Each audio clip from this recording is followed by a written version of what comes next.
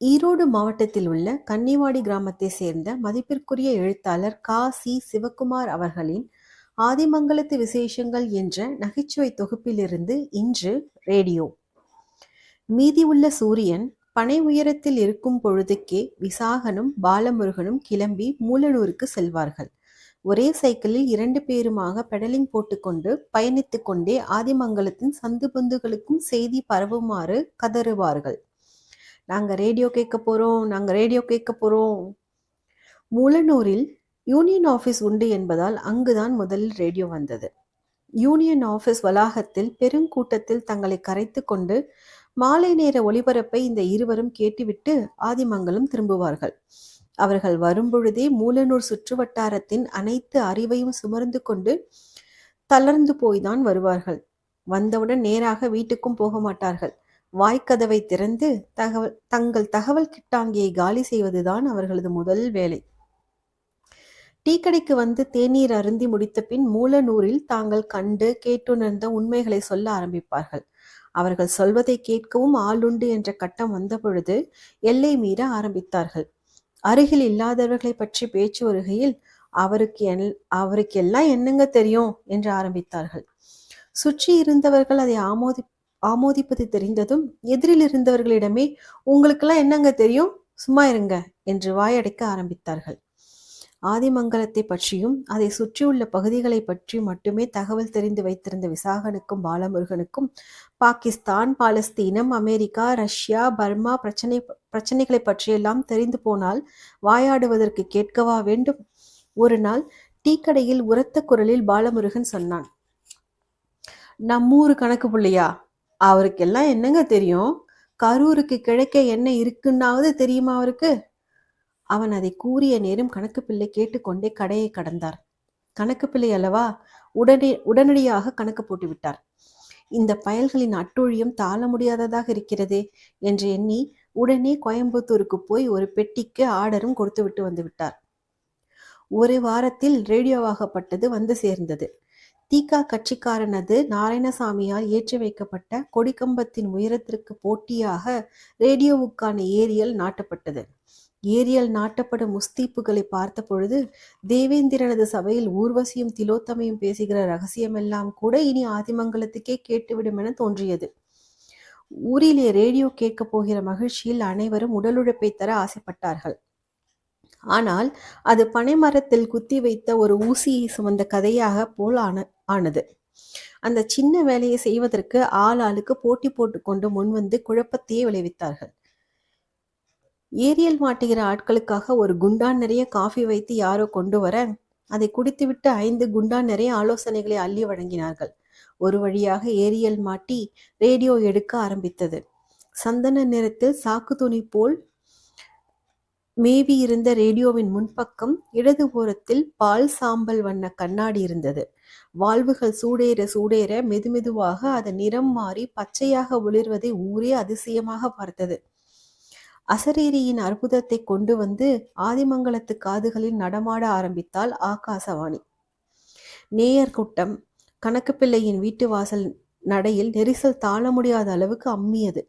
மிரண்டு போன கணக்கு பிள்ளை உடனடியாக பொது ரேடியோ பெட்டி ஒன்றை வாங்கி போடுவதற்காக ஏற்பாட்டில் இறங்கி பஞ்சாயத்து மூலமாக எழுதி போட்டார். 15 நாட்களில் பஞ்சாயத்து ஆபீஸுக்கு அடுத்த பெட்டி வந்து இறங்கியது. ஆபீஸுக்கு கிழக்கு பக்கம் உள்ள பரப்புக்கு அதன் பிறகு புது பெயரே உண்டாயிற்று, ரேடியோ பொட்டல். அலுவலக பியூன் கனகராஜு தான் ஆபரேட்டர். மூலனூர் ஊஓ அலுவலகத்துக்கு போய் ரேடியோவின் சூட்சுமங்கள் பற்றி ஒரு நாள் முழுக்க ட்ரைனிங் எடுத்து கொண்டு வந்தார். இவரது ரேடியோ லாவகத்தில் அசந்து போன உள்ளூர் நேயர்கள் தேநீர் உபசரிப்பால் மிக விரைவில் இவர் பித்த நிலை எய்த வேண்டியதாயிற்று. ஊர்க்காரர்கள் எல்லோருமே விமர்சகர்களாக உருப்பெற பாலமுருகனும் விசாகனும் மதிப்பிழந்தனர்.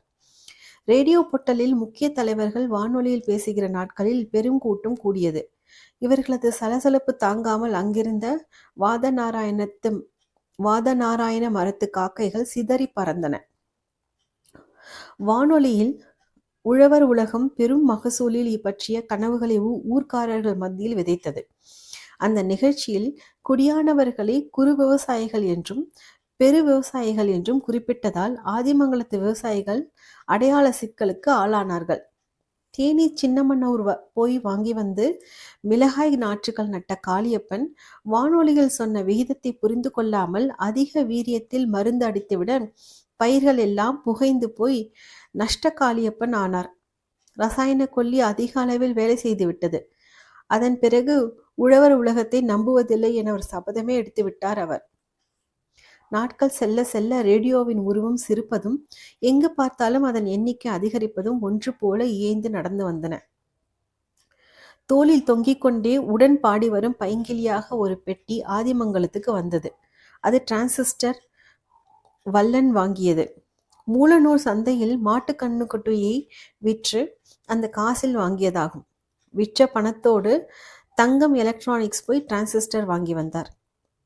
பெட்டியோடு வல்லவன் பனை ஏறி இறங்கியதால் 40 அடி உயரத்தையும் 4 சண்டைகளையும் கண்ட சரித்திரத்தை படைத்தது அந்த டிரான்சிஸ்டர். முதலாவது சண்டை மனைவியுடன் நடந்தது. ஏயா, கண்ணு வளர்ந்தாவது பால் கொடுக்குமேயா, இந்த கருமத்தை எதுக்கு வாங்கியாந்தே என்று சண்டைக்கு வர புலேர் என்று ஒரு அறை விட்டார் வல்லவன். பிறகு அடித்த கையாலேயே அணைத்து சமாதானமும் செய்தார். டிரான்சிஸ்டரின் கவர் தோல்வாருடன் இணைக்கப்பட்டிருந்ததால் அதை தோளில் மாட்டிக்கொண்டு டீக்கடை, மரத்தடி, மண்டபம் என வழிவட்டாரமெல்லாம் அலைந்தார். அதன் உச்சமாக வானொலி தோலினராக ஒரு நாள் பனையும் ஏற ஆரம்பித்தார். போகுமிடம் வெகு தூரமில்லை நீ வாராய் என்று பாடிக்கொண்டே வானொலியும் அவரோடு பனை ஏற ஆரம்பித்தது. வல்லவன் பிழைப்புக்கு பதனி, வானொலியோ சரிகம பதனி. வல்லவனுடைய கோட்டாலையை தாங்க முடியாமல் கண்ணுச்சாமி, ஏண்டா நம்ம வீட்டுக்கு எப்போ வர என அர்த்த புஷ்டியாக வினவினார். எதுக்கு? ஷேவிங் பண்ணி 1 வாரத்துக்கு மேலே ஆச்சு, அதான் நீ வந்தினா பரவாயில்லன்னு பார்த்தேன். புரியாமல் முழித்த வல்லவனிடம் டிரான்சிஸ்டர் பெட்டியை காட்டி, பின்னே இதுக்குள்ள தானடா சவர சாமான்லாம் வச்சிருக்கே என்று வெளியேற்றினார் கண்ணுச்சாமி.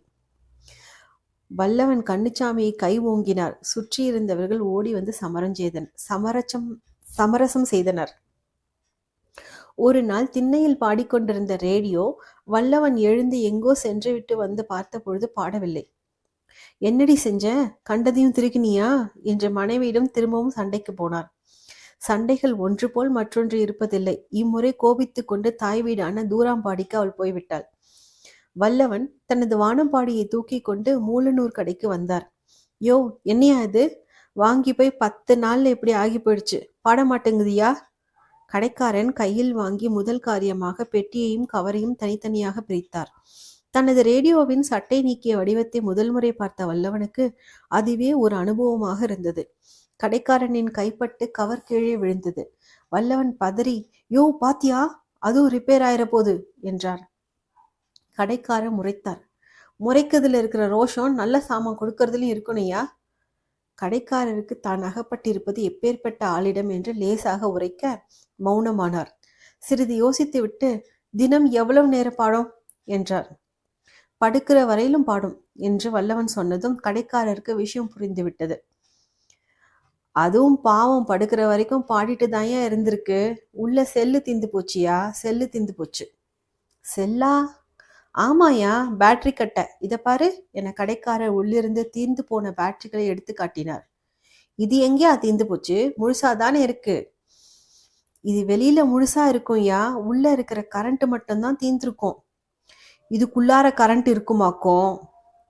ஆமா, கரண்ட் இல்லாமத்தான் உம்மோட பெட்டி இத்தனை நாளா பாடுச்சாக்கும். அப்படியா? அது சரி, கரண்ட் இருக்குதுன்னா கிர்ன்னு ஆளை தூக்கி அடிச்சிருமில்ல? வல்லவனின் அறிவு கொழுந்து விட்டு கேள்விகளாக எரிந்தது. இது சின்ன கரண்டியா? அதெல்லாம் ஆளை அடிக்காது. பேட்டரி சிறுசு தானே. இதோட சத்துக்கு எவ்வளோ முடியுமோ அவ்வளோதான் முடியும்.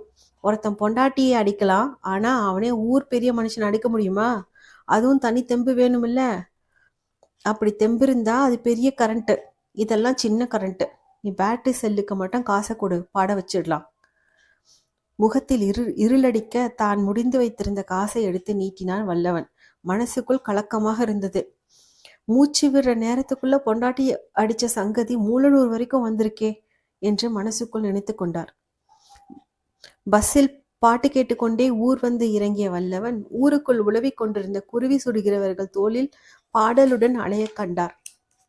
ச்சே, இது ஒரு பொழப்பில்ல என்று முணங்கியபடி நிரந்தரமாக டிரான்சிஸ்டரை வீட்டிலிருந்த ஆணி ஒன்றில் மாட்டினார். இப்பொழுதெல்லாம் அவர் நிராயுதபாணியாக அலைகிறார் என்ற செய்தி கேட்டு தூரம்பாடியிலிருந்து துரிதமாய் வந்து சேர்ந்தாள் துணைவியும். கணக்குப்பிள்ளை வீட்டுக்கு வந்த முதலாவது ரேடியோவை மையமாக வைத்து நாகேந்திரன் மெக்கானிக் ஆனார். கணக்குப்பிள்ளை வீட்டுக்கு உறவு கொண்டாட வந்த உப்புத்துறை பாளையத்து 9 வயது ராஜேந்திரன் ஒரு சரியான துச்சனக்காரன், கற்பனைக்காரனும் கூட. அவன் கேட்டுக்கொண்டிருந்த வானொலியில் நாகஸ்வர கச்சேரி ஒலித்தது. அவன் ஆதிமங்கலத்து வித்வான் சண்முகநாதனின் கச்சேரியை வேறு கேட்டிருக்கிறான். அவனது கற்பிதத்தில் ரேடியோவுக்குள் தீக்குச்சி அளவு நாதஸ்வரமும் நிலக்கடலை அளவுக்கு மிருதங்கமும் வாசித்து கொண்டு ஆட்கள் அமர்ந்திருக்கவும் அவர்களை பார்க்கும் ஆர்வத்தில் ஆளில்லாத நேரத்தில் ரேடியோவை கழட்டி மேய்ந்து விட்டான். மிதமிஞ்சிய கற்பனை காரணமாக இவன் பின்னாளில் மியூசிக் டைரக்டர் ஆனான். இந்த ரேடியோ இனி பாடாது என்று முழுக்க நம்பிக்கை இழந்த நிலையில் அதை லேடியா என்று உச்சரித்து வந்த நாகேந்திரனிடம் ஒப்படைத்தார் கணக்குப்பிள்ளை. நாகேந்திரன் ஒரு நாள் பொழுது பாராது உழைத்து அதை மீண்டும் பாட வைத்தான். அவன் அதை வைத்து ஆராய்ச்சி செய்கிற நேரம் யாரோடும் பேச மாட்டான். அவன் அதை தோண்டுகிற ஜோரை பார்த்தால் ரேடியோவில் வாழ்வுகளுக்குள் ஒரு சித்திர குள்ளனாகவே மாறி நுழைந்து விடுவான் என்றோ, மார்க்கோனியின் ஆவி வந்து அவனை மணிப்பல்லவ தீவுக்கு இட்டு சென்று விடுமோ என்றோ தோன்றும். செய்யும் தொழிலே தவம் என்று போர்டு மாட்டாத குறையாகத்தான் வேலை பார்த்தான். அறிமுகமான முதல் ஓரிரு ஆண்டுகளே பெரும் கவர்ச்சியுடன் விளங்கிய ஆதிமங்கலத்தின் ரேடியோ பொட்டல் மத்திய அலைகளும் சிற்றலைகளும் ஓய்ந்து பண்பலைக்காக காத்திருக்க ஆரம்பித்தது. அலைகளின் வசீகர பண்பு அத்தகையது. ரசாயன கொல்லிகள் ஒருபுறம் இருந்தாலும் காற்றின் அலைகளும் கடலின் அலைகளும் ஓய்வதில்லை என லால்குடி வட்டார வேளாண்மை இயக்குனர் இப்பொழுதும் ஆதிமங்கலத்துக்கு அறிவிக்கிறார்.